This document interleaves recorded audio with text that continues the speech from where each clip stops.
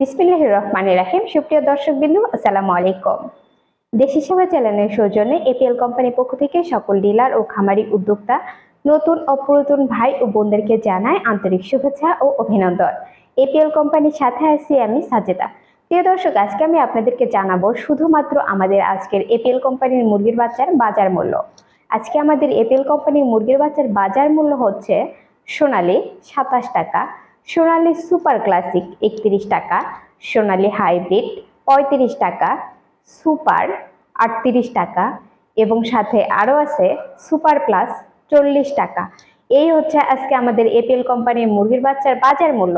নতুন ও পুরাতন উদ্যোক্তাদের জন্য রয়েছে সুবর্ণ সুযোগ। এপিএল সমগ্র বাংলাদেশে চলছে ডিলার সেটআপ।